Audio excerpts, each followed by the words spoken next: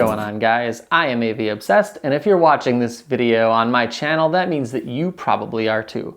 And today, I am doing a comparison review between the KEF Q Concerto Meta speakers and the Elac DB63 bookshelf speakers. So just going over the physical design of the two speakers. The KEFs are considerably larger. You got 16 and 5/16 tall versus 13 and 3/8 tall over here. You've got 8 and 5/16 wide versus 7 and 3/4 wide. You've got 12 and 3/4 deep over here versus 12 and 1/4 deep over here. 20.9 pounds versus 17.3 pounds. So I would consider the KEFs to be a large bookshelf speaker versus the Elacs are probably like your average sized bookshelf speaker. Sensitivity and impedance, you've got a speaker that's rated at 85 dB sensitive over here at 4 ohms, and then 87 dB at 6 ohms over here. So the Elac is also a little bit easier to drive. Basically, I measured using the Mini DSP UMIC 2. Basically, that 2 decibel difference in sensitivity that they are rated at was pretty much exactly accurate. So that was good. So yeah, you're gonna have a little bit easier of a time driving the Elac speakers, which means you don't need to buy quite as expensive of an amplifier or receiver to power them. The frequency response ratings are kind of an example of why those are never that big of a deal to look at because the KEFs, they rate those from 48 hertz up to 20 kilohertz. And then in my testing, they go considerably lower than 48 hertz. And then, you know, they start rolling off around 19,000 hertz. And then the Elacs, they rate those down to 42 hertz and up to, I think it says 38,000 hertz.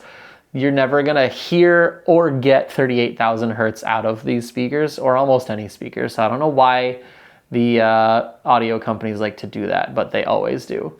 And then around back, both speakers, you've got the, the big flared port here for the bass and all metal binding posts that are not deep enough to put your banana plugs into, which that is my biggest pet peeve that I'm going to keep talking about on this channel every time I look at a speaker.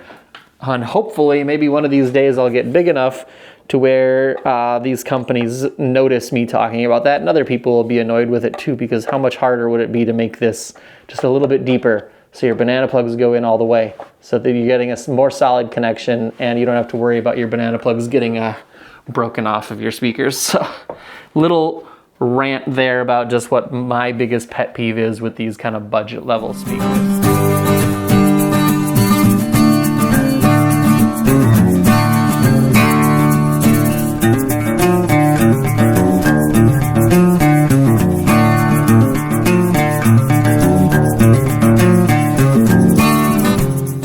So how did I compare these speakers? Essentially what I did is I take these stands here and I remove this top piece and I replace it with a wider top piece that I cut so it's wide enough to fit 2 bookshelf speakers on each stand. That way I can have both sets of speakers connected to the Marantz Cinema 30 at the same time, and I set it so that I have front A and front B. And then I can sit there listening to a song and I can just, within the app, switch back and forth between front A and front B. So I can immediately hear the differences between one speaker and the other. The biggest difference right away as far as frequency response goes is gonna be in the bass. What I was talking about earlier, where I think it's funny how the different companies rate their speakers, where they rate these down to 42 hertz and these they only rate down to 48 hertz. The KEFs definitely play deeper and they're more competent playing deeper bass as well. So you get faster, punchier, more powerful bass, and it's deeper out of the KEFs. What the Elacs are doing is impressive for their price point. I mean, these things can throw down a lot deeper than I was expecting when I did my original review for these speakers. I was shocked at what these things are doing at the $450 price point, but they are being outclassed by the much larger and more expensive KEFs over here. As far as the mid-range goes, there's not as much of a difference. I was kind of expecting a really big difference, being that it's a three-way speaker versus a two-way speaker. The biggest difference is there is a dip at around, I don't remember exactly, I want to say it was like 800 or 900 hertz, maybe 1,000 hertz, that was pretty noticeable in the Elacs, and it's a bit smoother, and like there's not as big of a dip on the KEFs. And I'm sure that that crossover region is probably where that dip is on the Elacs, and that's not there on the KEFs because of the fact that they're a three-way design. And then as far as treble response goes, they're almost identical. So a frequency response, mostly the same except for better bass and a little bit better mid-range out of the KEFs. But they're super similar, which you're going to see in the graphs in a little bit. As far as soundstage and imaging goes, that is going to be like the biggest difference between these two. The KEFs are really good as far as the soundstage and imaging for a more budget-friendly speaker. Like, you pretty much get a perfectly like locked-in center vocalist image from these with like almost every track, unless it's not recorded well enough to have that. And then you can, basically pick and place like where all the instruments are within that soundstage with these, versus the Elacs cast a really big wide soundstage, but it's a super vague soundstage. And there's not, there's no precise placement of anything within the soundstage. Basically, these speakers, they kind of feel like they were designed for beginner audiophiles because of the fact that they're, beginner audiophiles probably don't really know what they're listening for when it comes to the soundstage and imaging. And so if you're really listening just for the frequency response, there's not a huge difference between the two. Mostly in the bass, but soundstage and imaging is going to be the biggest difference between these two.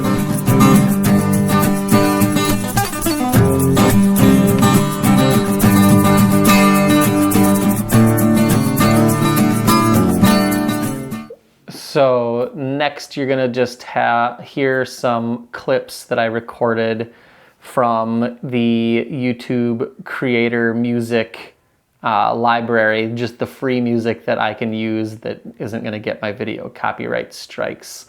Now, the way that I recorded this is using stereo microphones, stereo DJI mics, and just placed on each side of the camera to kind of pick up the stereo effect that you're going to hear in my room. Now, what I want you to be listening for isn't just the overall sound quality, but it's the differences between the two speakers, because what you're hearing is what the speakers sound like in my room through my microphones and through YouTube compression. So these samples are really only useful for comparison's sake, not knowing what these speakers are going to sound like exactly.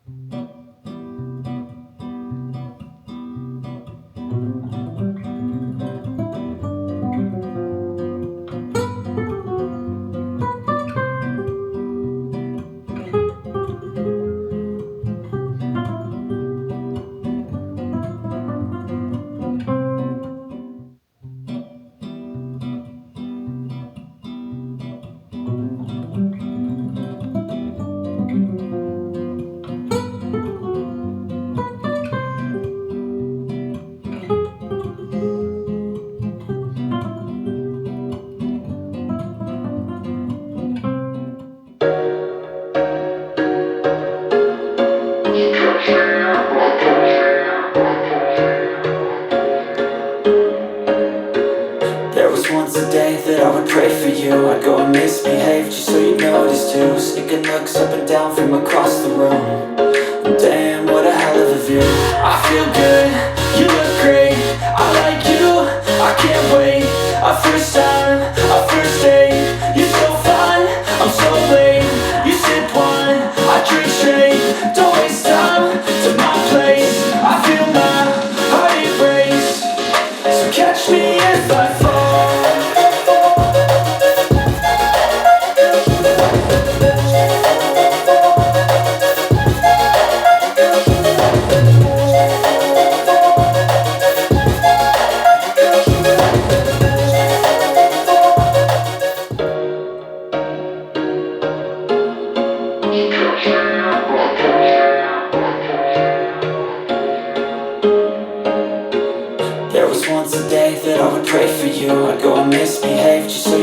notice too, sneaking looks up and down from across the room. Damn, what a hell of a view. I feel good, you look great, I like you, I can't wait. A first time, a first date, you're so fun, I'm so late. You sip wine, I drink straight, don't waste time to my place. I feel my heart race, so catch me if I fall.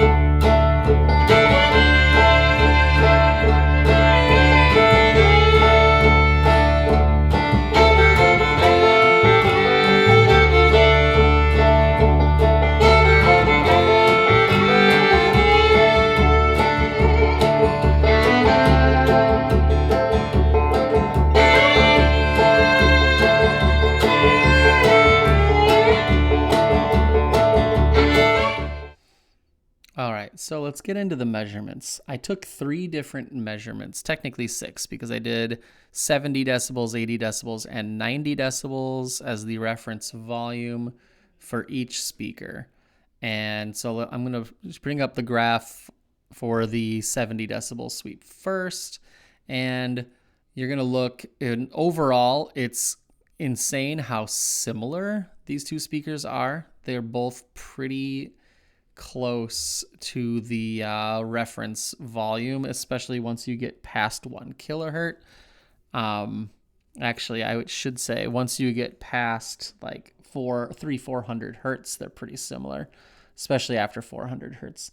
But you'll notice right away in the bass area from 30 hertz up to about 100 hertz, you can see that the Elac line, which is the white line, starts out higher overall, from 20 hertz up until around 50 hertz. The KEF line is higher because it has higher bass output, especially at the lower registers. And then the in-room dips that I have, for some reason, they seem to be worse on the Elacs than on the KEFs. So big dip at about 60 hertz and another big dip at about 90 hertz. But that blue line is definitely dipping down lower than on the KEFs. The white line stays a little bit higher.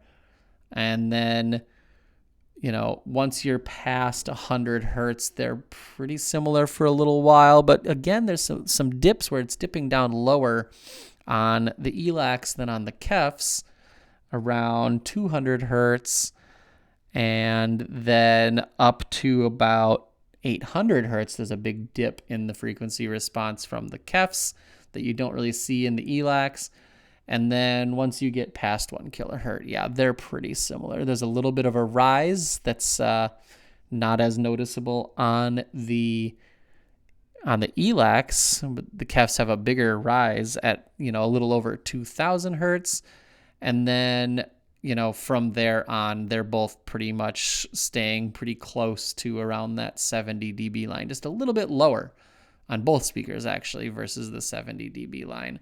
And then let's switch to the 80 hertz, or I should say 80 decibel graph. It looks almost identical. Basically, it looks just like the last graph, but everything is just moved up about 10 decibels. So the frequency response, like you can see, it's pretty similar between these two speakers. You really have to be analyzing it close. The biggest difference is in that bass range where the dips go down lower on the Elacs, and the Elacs start off lower, the KEFs start off higher. And then when we look at the 90 decibel graph, you're pretty much, again, looking at a very similar thing. But if you notice on the blue line on the Elacs, this is where I had some issues, because 90 decibels starting off at around 10 hertz, which is off the graph, so you don't actually see that, but 10 hertz to around 40 or 50 hertz, the woofer was bottoming out on the Elacs, but it was still fine on the KEFs. So if you're buying the Elacs, you don't want to be playing them at 90 decibels plus. They just can't handle it. But once you get into the treble and mid-range area, they're pretty similar again.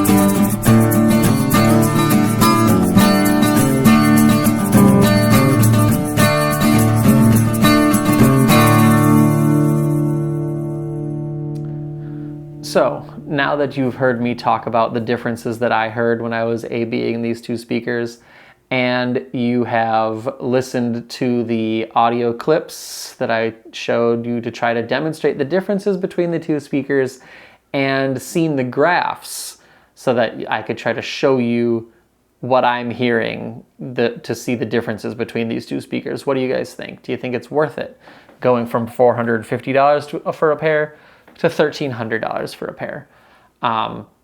That can only be up to you. It depends on your budget completely. Like if you are just getting into the hobby and you only want to spend a couple $100, I mean, buy a pair of these and a Weem amp, and that's going to be a great entry-level system. And then if you are shopping a little bit upmarket, if you're already shopping in the $1,000 plus price point for bookshelf speakers, then obviously the KEFs are going to be, you know, a perfectly good purchase. Like buying these and probably something like a Marantz Model M, if you're just trying to do 2-channel music, that's going to be a great little system, and there is going to be a tangible performance difference between this and this. But if you're only able to afford speakers like these Cantons, wow, these Elacs, then you absolutely 100% do not need to feel bad about your purchase, because you are getting 85 to 90% of the performance of the KEFs for like 30 or 40% of the money. So either way, this is the reason that I wanted to do this video, is because either way, the consumer wins when you buy either one of these speakers. You're not getting ripped off either way. Yeah, so basically sound off in the comments what you guys think. If you had the money, do you think it's worth buying these, or are you going to put that money towards something else? And then also like and subscribe to the video or to the channel, because the next video I'm going to be doing is jumping up another $900. I'm going to do a comparison between these guys and the R3s, which these look essentially like a cheap knockoff of an R3, which is funny because they're the same brand, so they're not technically a knockoff. But are they worth going up from here up to $2,200 for a pair? Because that's what the KEF R3 Metas cost. They're $900 more expensive. And from a lot of people online, they're saying that the performance is very similar. So I'm going to hear that for myself, and I'm going to let you guys know what I think. So like and subscribe, and you'll see me in the next one.